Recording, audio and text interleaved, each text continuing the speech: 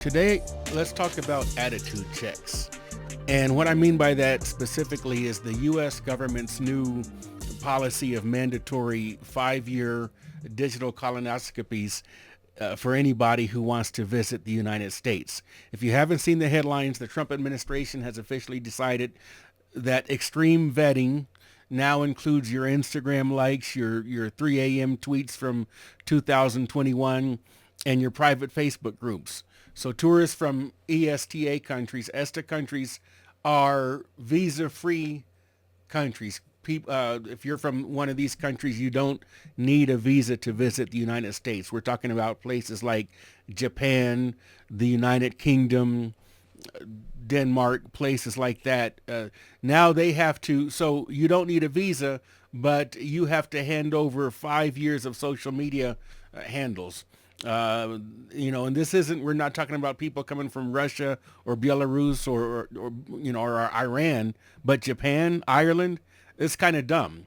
If we want to start doing that, and another concern as somebody who travels a lot, if we start doing this to our friends, to the countries that are our friends and allies, it opens the door for them to do the same thing to us. I imagine that there's somebody under a rock, somebody who's like doesn't like travel and doesn't want to travel and doesn't think people should travel.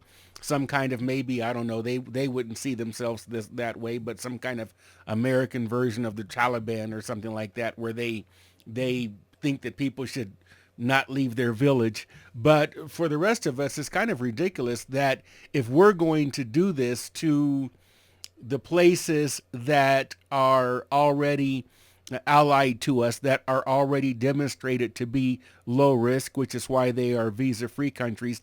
We as Americans can travel. We have one of the strongest passports in the world, meaning that we can go to, I don't know the exact number, but there's only a few countries that can travel to more destinations, where their citizens can travel to more destinations visa-free than the U.S. The U.S. is in one of the top 10 countries that have a strong passport, when that is defined as meaning how many countries can you travel to without needing a visa. So what we're doing is interesting, because it's one thing when you are skeptical of countries that are hostile or that have internal problems or things like that. But this administration has really made a policy of attacking our friends. If you think about the belligerence towards Canada, if you think about the whole Greenland debacle and wanting to take Greenland from Denmark, it's just ridiculous. And, these are countries that we've had high trust with in the past. We've had great relationships with, and this administration is damaging that. We're not talking about North Korea or some place like that, but we're talking about the countries that have worked closely with us in the past and collaborated with us. And so that's a concern. But then if we think about also the student visas, people who come to the U.S. to study, which is great. That's a, not only is it's really a win all around. It's a win for our colleges and universities. It's a win for our domestic students who get that cultural interchange, and it opens them up about wanting to be curious and to visit the rest of the world. And but even if you're some kid now from abroad, and let's say you want to study engineering at the Ohio State University, you're now required to set your profiles to public, removing your privacy to the whole world, not just the U.S. government, because it's not like they're saying, hey, hand me your phone or give me a temporary password or something like that. They're saying that you have to turn all of your social media profiles to public, so that your exes can see it, your employer can see it, random strangers can see it, stalkers, haters.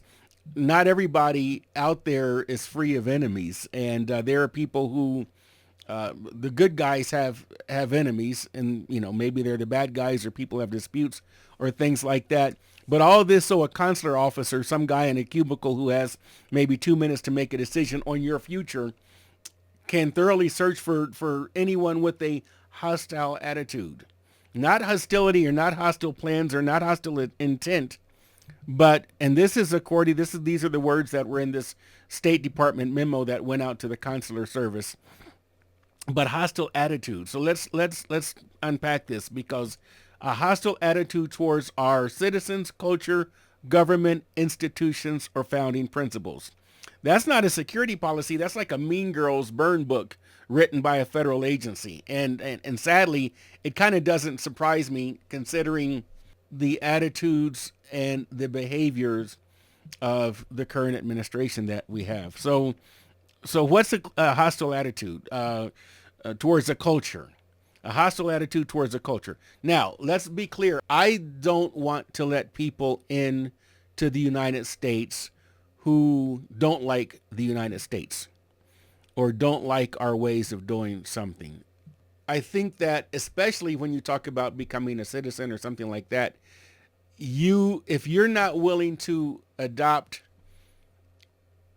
our core set of values, and I'm not talking about religion here, but if you don't like the way that we do things, then you probably should not come to the United States. I'm not Catholic, but I married into a Catholic family. And so a lot of the in-laws are Catholic and do all the Catholic things and stuff like that. If I didn't like that, or if I was hostile towards that, I shouldn't marry into that family. I'm not Catholic. I'm not going to be Catholic, but I am perfectly fine with them doing their thing. They don't try to make me Catholic or anything like that, and we all get along just fine. It's just not really a big deal. But if you have somebody out there who's like a vehement like a militant atheist, or somebody who's anti-Catholic because they're, what do they call them, the Roundheads or something like that? Over in England, the Orangemen, there's they have like a, it's mostly historical, but sadly it actually still exists today. I've got an Irish friend who shared some of this with me, where there's a lot of hostility towards Catholics. And I guess there's also some hostility towards the Protestants over there, the Anglicans as well. But anyway, if you don't like that, you shouldn't go there in the first place, or you shouldn't want to necessarily be a citizen in a country where you don't agree with things. So I'm not trying to be one of these people. And you do see some far left people who kind of want to let any kind of crazy radical militant in. Back in the early 20th century, we had a problem with anarchists. We had, I think, 2 presidents were shot by anarchists. And, now you have some, for example, let's say Islamic extremists. I'm not talking about everyday Muslim people who just go and live their life, but you have some people, for example, who are publicly out there and they're saying, oh, these are infidels and we should be intolerant of the infidels and this, that, and the other. Well, no, don't let somebody like that in, because that person is actually has a hostile intent towards you and doesn't like you. So I'm not talking about that. I believe that we should keep people like that out. They have no business in our country. If I don't like a country, I have no business going there. If I don't like, I'm not going to pick, I don't know, North Korea. Okay, I'm not going to move to North Korea and be like, oh, down with North Korea. Or Iran. And actually, that's not even a good case, because the people in Iran, a lot of them are not even satisfied with their own situation. But still, I mean, what happens when you have somebody, who doesn't like Halloween because they're scared of ghosts, or they don't like creepy stuff, or hell, we have a lot of holy rollers in the United States. I know people, even some people I remember in my extended family. I'm talking about cousin-in-laws and things like that. I have part of my family is from West Virginia and the rural part of Virginia. And I remember they were basically a family of, they would be, let's say, my second cousin, my mom's cousin's family that he married into. And they were nice people and things like that, but they were extremely, extremely religious, and they would not play with regular playing cards, like if you're going to play poker or bid whiz or something like that, because they believed that they were tools of the devil. They would play with Uno cards, but they wouldn't play with regular playing cards. And they would, they were terrified of anything like Halloween or things like that because they took all that stuff literally, and it was like devils and the ghosts and all that stuff like that. And these were people with, I remember my second cousin, his wife had a PhD, but she believed all this and her family believed all this and stuff like that. And so suppose you have some people that don't like Halloween. I have friends who are, on my dad's side, a lot of the people are Adventists, and I think a lot of them don't celebrate Christmas. If I'm not mistaken, I'm not an expert on the details, but I believe it's something like that. And does that mean that you are a threat to national? Does that mean that you have a hostile attitude towards U.S. culture? If you think that Christmas has gotten too consumerist, does that mean that you have a hostile attitude towards our culture? And you might say, "Oh, Lauren, that's ridiculous." The point, though, is that the instructions that went out to the consular service were very vague, and they did not specify what this means, what a hostile attitude means. Again, there's a big difference between a hostile attitude and a hostile intent. Raising a kid, my daughter's grown now, but she, for most of her teenage years, had a hostile attitude towards everybody, okay, towards me, towards the U.S., towards the earth. She's grown out of it, fortunately. But what does that mean? Hostility towards our citizens, specific citizens, or all of our citizens? And this is where I think it gets ridiculous. We should keep out people who have nefarious plans against us or nefarious intent. And yes, there's room to use judgment, because unlike where, if you are in the U.S., if you are a resident or a citizen, you have due process and things like that. There is discretion. Getting a visa is a privilege. Being allowed into a country that's not your own is a privilege. And there's some discretion there, but that's not what this does. And tourism is already down in the U.S.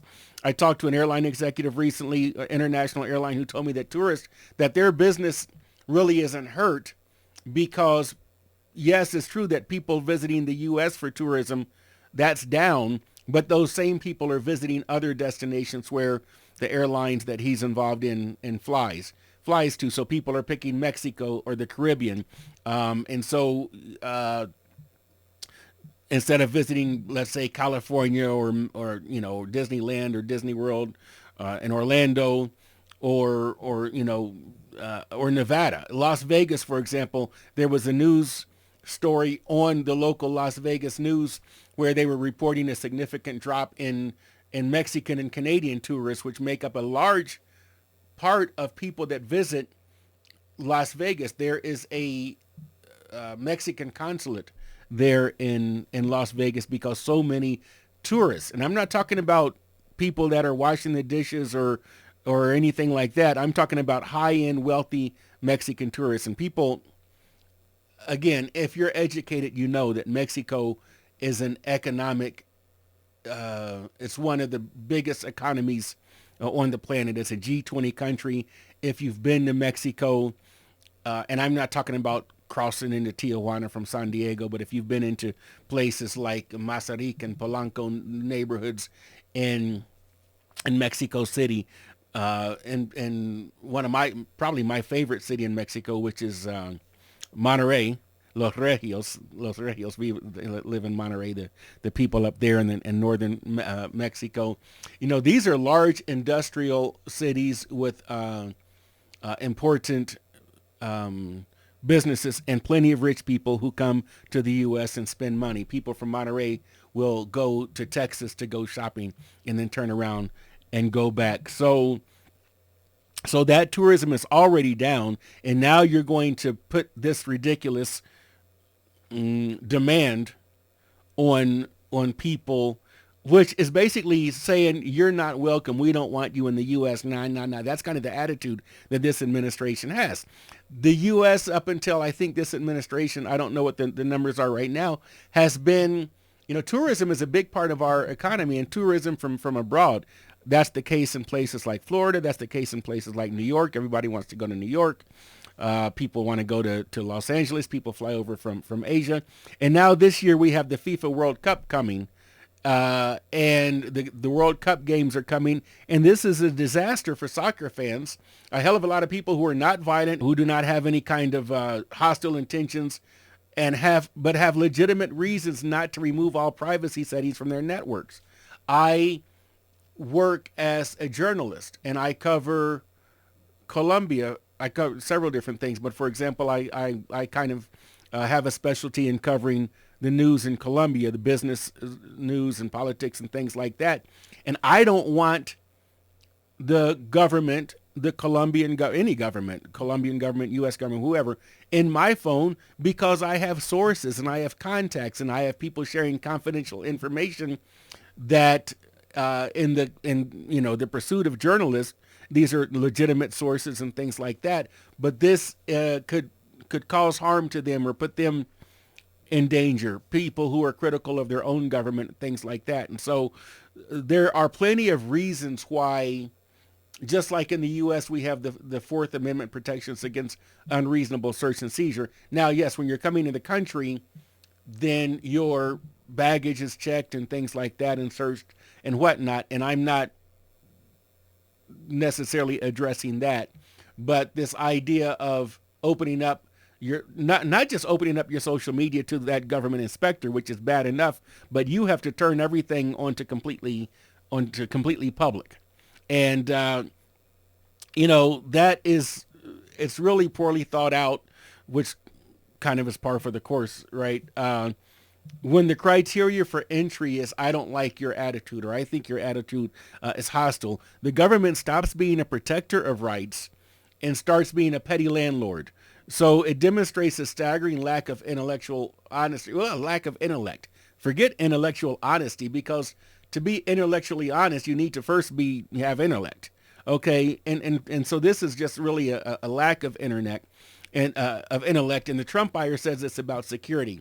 But if you're a real terrorist, are you really going to leave a 5-year breadcrumb trail on public TikTok? If you really are a terrorist and want to come and be a bad guy, you're probably going to erase your social media, or maybe be smart enough not to post all of this death to America, all this kind of nonsense and things like that. You probably wouldn't do that stuff if you were organized and were up to no good. So, it's not like you're going to be on Facebook and they're going to be on there like, welcome to day 400 of my secret plot to destroy the West. Don't forget to like and subscribe. No, this isn't about safety. This is about submission.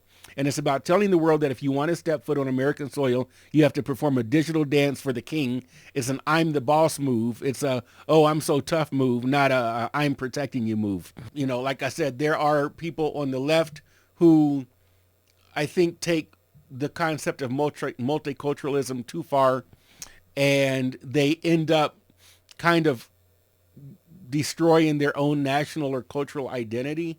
I prefer the idea of a melting pot. I prefer the idea that's what e pluribus unum means, out of many one. Okay. And I prefer that to the idea of out of many, many. You see some problems in continental Europe where you have these people from other countries come and basically reestablish little versions of their other countries. I'm not talking about things like Chinatown or Little Italy or where I'm from in Columbus, Ohio. We have what's called German Village, which used to be a German neighborhood, but now it's just kind of a trendy area. I'm not talking about that, but if you look at what's happened in places like France, for example, and the fault, I believe, is on both the sides of the local or the national government and also on some of the immigrant communities, because you have, on one hand, you'll have immigrants who come and they want to assimilate and want to be part of the larger society, but are not accepted. And there's bigotry that keeps them out. I think if it's in Germany, I don't know if it's changed now, but I know at one point, let's say you were Turkish And even if your grandparents, like even if you're second generation, like you were born in Germany and your parents were born in Germany, you're still not German. You're still considered Turkish. I don't know if that's changed. If you know, let me know if that's changed in the comments or what the situation is now. Or in France, there's a lot of discrimination against the immigrant communities on one hand, and you could say that's the fault of the French, let's say, prevailing establishment.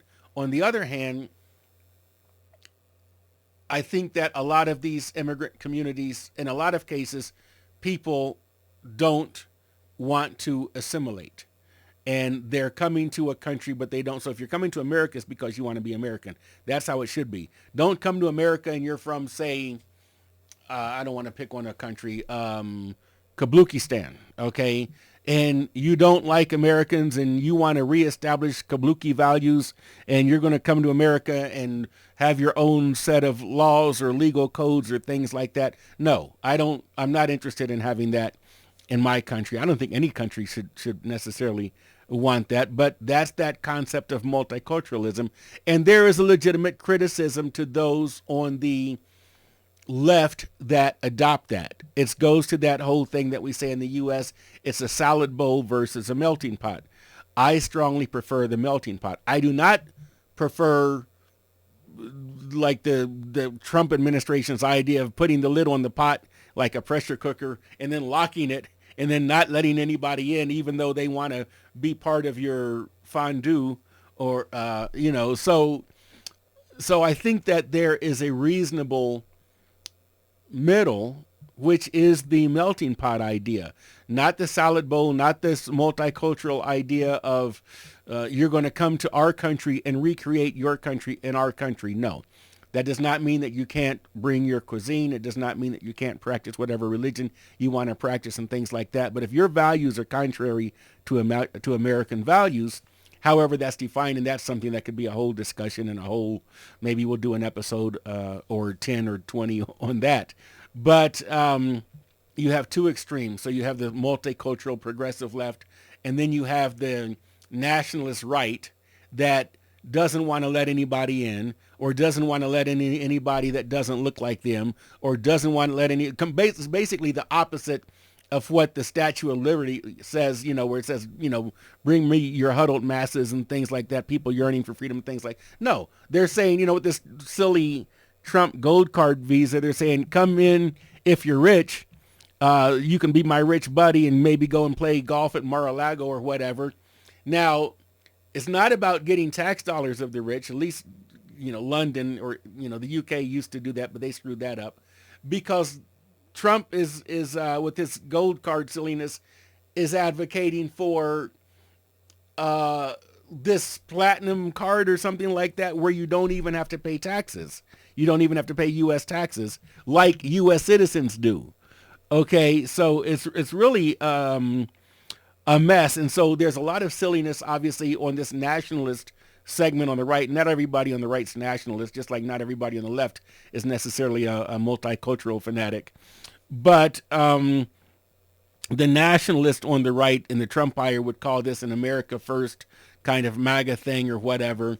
Basically, if you don't look like them and think like them, they don't want you in here. So I think that also a fiscally disciplined government would not waste millions of taxpayer dollars on paying bureaucrats to scroll through 5 years of a stranger's vacation photos or anything like that. We do want to have political pluralism. Part of the problem is right now there's a duopoly, and we have kind of, choose between two sets of crazies. So you've got this far left multicultural thing, and who is, it's almost like there's even a domestic hostility towards American values. And again, you can have a debate over how you define American values, but I think that tolerance is one of them. Fairness is one of them. But then you also have, and this is our choice right now, we have this false dichotomy. So if you reject that, then it's not like that doesn't necessarily mean that you have to adopt this nationalist, nativist, bigoted, extremist view that we see with this Trumpire MAGA crowd. Okay, there are that's a false dichotomy. And I think that there are a lot of people out there who want to break up that duopoly and not to use the state to punish people they don't like or think differently. But imagine if we had a U.S. government that acted like a professional, effective service. You apply for a visa, we check your criminal record, things like that actually happen, verify your documents, let you go about your business. Obviously, you need to have a certain degree of security and surveillance that does not infringe upon privacy. I don't want to see a kind of Xi Jinping style surveillance state either. But we leave people alone to live their lives as long as they aren't hurting anyone. Instead, we have this narcissistic, capricious administration that expects the rest of the world to bow to its mood swings. It's an embarrassment. It's an embarrassment for the principles that we claim that we stand for. So thanks for listening. This is something for people who are tired of being told that they have to choose between a party that wants to dominate your health care and the other party that wants to manage your soul. So there is a third option. There should be, we should have political pluralism where not even just only a third option. There should be lots of political philosophies out there debating in the marketplace of ideas. We don't have that right now. We have choose between this crazy or that crazy. And it's like, okay, which one do I want to choose? You go to vote and it's like death by acid or death by fire. Well, you're still dead and it's still going to hurt. And that's kind of the false dichotomy that we have right now that we need to break up. So thanks for listening. Please subscribe, at least give us a like. That tells the algorithm that you want to hear more of us, and that helps us also to get established. But we're here for the long run, and see you soon.